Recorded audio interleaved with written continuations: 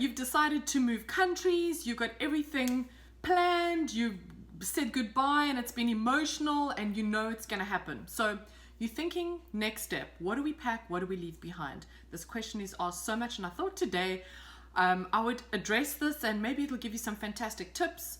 Pass on my YouTube channel or my links to other people that also need this information, please, because this question is continually asked over and over again on the Facebook expat forums, etc. So here we go. Basically, you have two options. You can either pack a container and send everything over the seas, and you'll have everything when you get to a new country or when you get to Canada.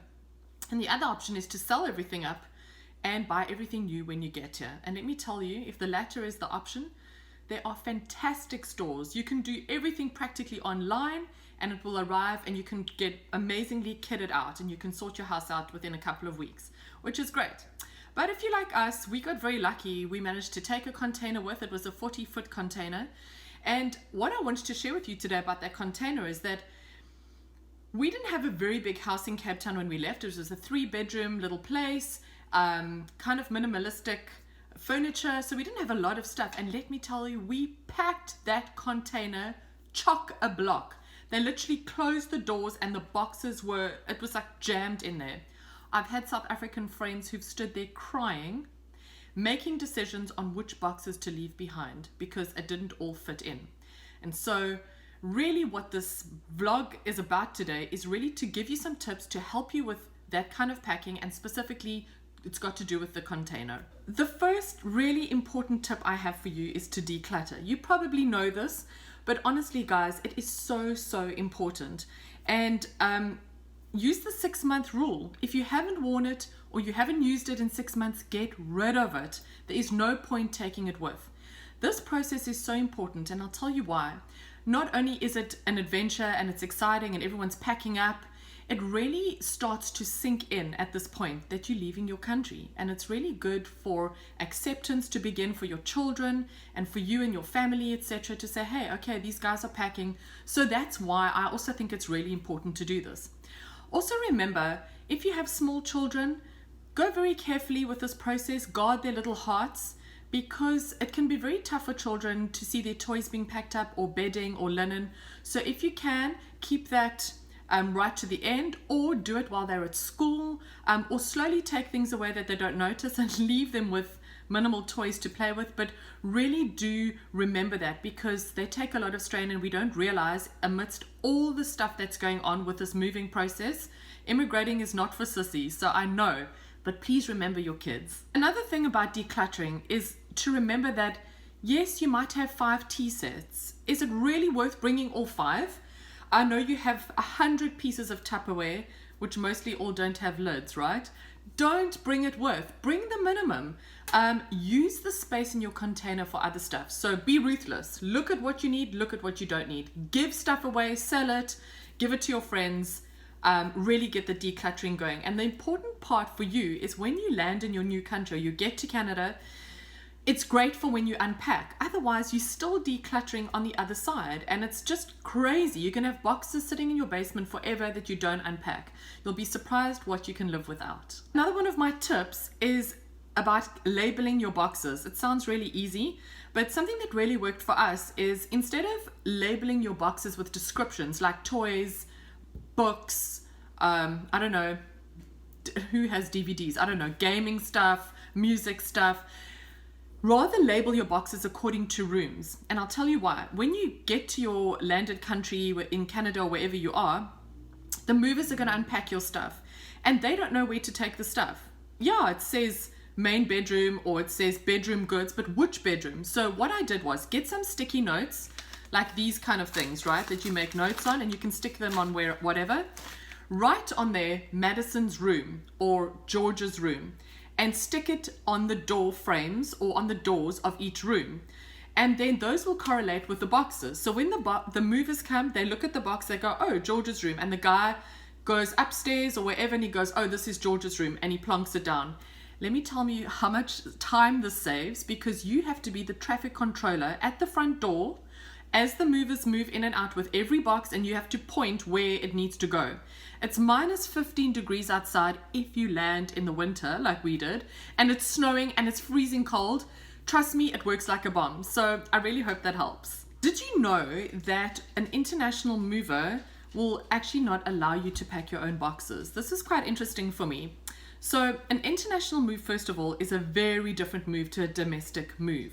You're moving stuff across waters on a cargo ship, and packaging is very different as well. So first of all, they will not, these international companies will not accept liability for broken items if you're going to pack it. And that makes sense, because if you're not going to pack your glasses like they would, for instance, in I don't know how many pieces of bubble wrap and paper, and it breaks, they're not going to pay out. So they prefer to pack everything for you. So get used to it. It's weird.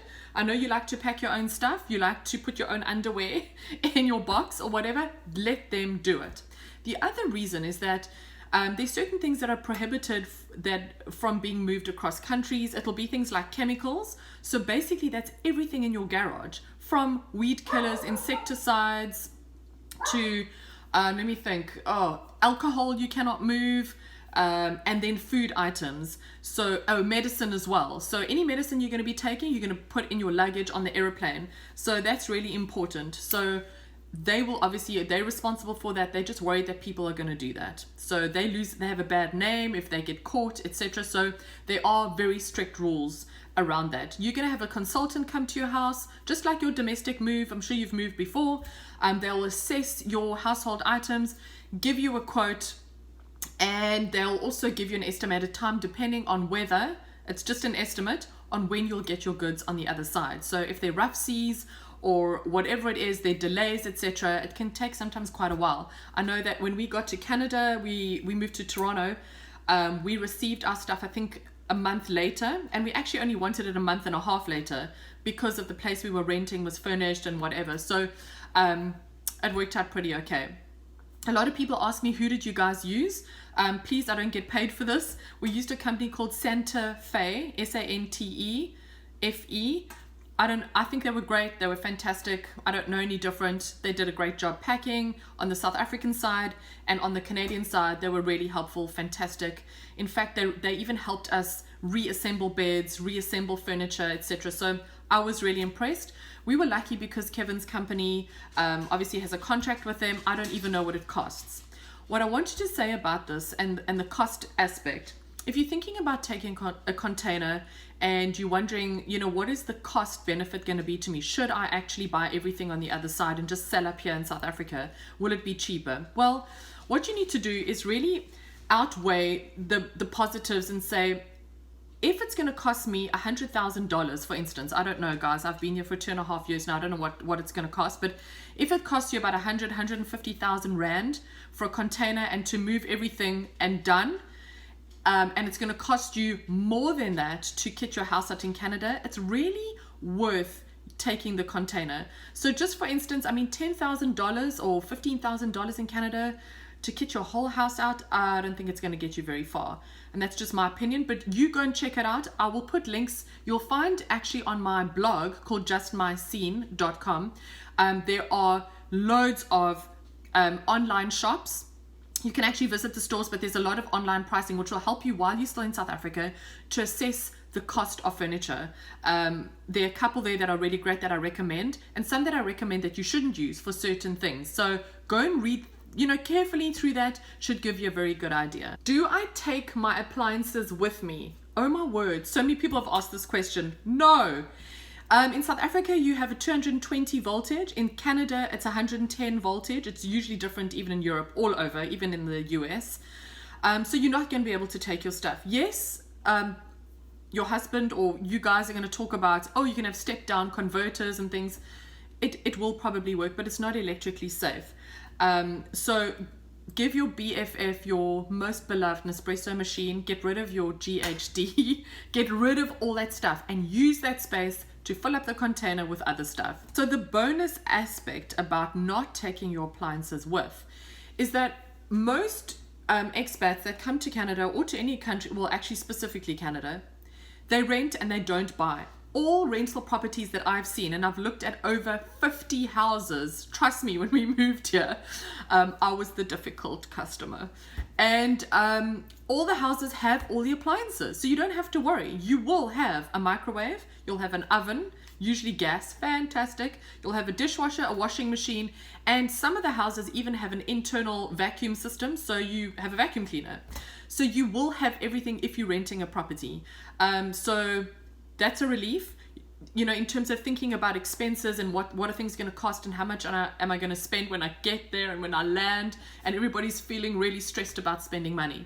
So yeah, leave your appliances, sell them, give them to your friends. That's my advice on the appliances. So what do you do with your furniture? So my recommendation is, if you've got some lovely pieces that you've collected over time, bring them with. Shove them full up into that container. Please, guys, when you get here, furniture is very, very expensive, especially solid wood furniture. And I guess, you know, furniture is expensive in any country, but specifically in Canada, when you're buying solid wood stuff, you're going to pay.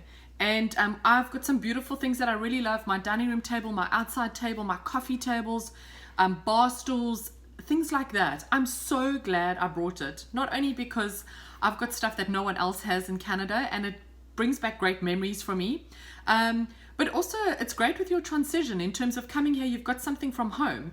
And so, yeah, I just really recommend bringing your furniture and don't, I mean, in hindsight, I think I should have brought more, seriously. So about your linen, bring all of it. You're going to need all of it. Why spend extra money? If you've got stunning, amazing stuff, bring it with. I just wanted to give you this extra tip. In Canada, the sizing is different. So let's say a queen size duvet and duvet cover is not the same size in Canada. So if you're expecting to come with your duvet inners and you want to buy duvet covers when you get here, they're going to be a completely different size. So it's just a tip just to know, if you're coming here and you're only bringing certain items, you might as well buy the whole lot here if you really need to. And the other thing is, when you're in Canada, duvet covers are sold separately, and that was very different to me. I'd never seen that before. You get duvet covers with matching pillow slips, and then you buy a thing called a sheet set. And sheet sets are very popular here, all over Canada. Any shop you go to, you will get a fitted sheet, a flat sheet, and 2 pillow slips. And then what people do traditionally here is they buy comforters, loads of beautiful comforters. So it actually works out really well. When you get to do all the cleaning like we do now, in Canada, it's much easier to chuck your sheet set into the wash, and your comforter you don't wash as often. So it works really, really well. Thought I'd let you know. And really, my last little bit of advice is something that's really close to my heart. I have quite a few of my South African friends that live here now, moved with children of all different ages, from babies all the way through to teenagers. And what I've come to see and learn is that very small children, especially obviously if they're not beginning to speak yet, they really battle to express their emotions, right? So I've seen kids that are extroverts, usually the gregarious kind of kids, they sometimes shut down quite a lot. And then you'll get the kids that are really quiet, and they're the ones having temper tantrums and little outbursts of anger. And everybody deals with immigrating and moving in a different way. And especially when the parents are dealing with their own emotions and 1,001 things, like getting your SIN number, driving on the other side of the road, how to fill up your car with gas. I mean, you name it. Even the weather is a challenge depending on when you move here. So it's really, my tip is about little children. Just be very, very aware of where they're at and very sensitive to where they are. And like I mentioned earlier, when you pack their toys, you need to remember to pack toys in your luggage when you fly. Please don't pack everything away and have it arrive a month later in the container. So it can be something that just slips your mind. You might think to bring 1 or 2 things, but seriously, guys, if you have space, pack a suitcase full of their stuff, even if it's their little blankie, their linen, their whatever they use, I don't know, their toys, their soft toys, their blankets, whatever their comforting things are, bring them with on the airplane. It will really help you with the transition when you get to Canada. And really, it's a time for you to, I know it's difficult, but to love them more than you've ever loved them. Spend more time with them than you ever did in South Africa. They're going to need it. But let me tell you, when they integrate and they get involved into schools or whatever, they thrive here in Canada. And I promise you, they'll be speaking Canadian within 2 weeks because they want to fit in. And, you know, even my kids, we moved here, they were teenagers of I think 12 and 16, there were major challenges with them as well, because they miss their friends and there's heartache. They understand exactly why they're feeling the way they are. And so it's really about having open communication and really talking about where you're at. But guys, it truly is an adventure. So yeah, look after your kiddos. So when the unpacking begins, that's the most exciting part, especially for small children. It's like Christmas all over again. And let me tell you, you know, when you've been wanting to have a braai, you're so excited to have your braai, but you can't find those awesome SA braai tongs. When you take those out of the box, remember when your dad used to snap them together when he took them out of the kitchen? Those braai tongs you're going to be really excited to see. So it's really so much fun to do all of that and to make nice, make house, and do all that stuff, buy a few Canadian things. It's a really exciting time and enjoy the adventure. I really look forward to possibly connecting with you. Do join up on the expat Facebook groups. There are a couple of them. Go look on Facebook, join them. There's a lot of communication and support on those websites. There's also a website called SALT, S-A-L-T, South African Ladies in Toronto. There are about 80, 85 members for now. And we support each other. We do coffees together and we kind of can randomly meet all over. We're here to support you. Please go to my YouTube channel and subscribe so that you can have updates all the time about the new stuff that I post, because I'll be posting a lot more stuff here and giving you tips and advice. You can go to my blog on justmyscene.com.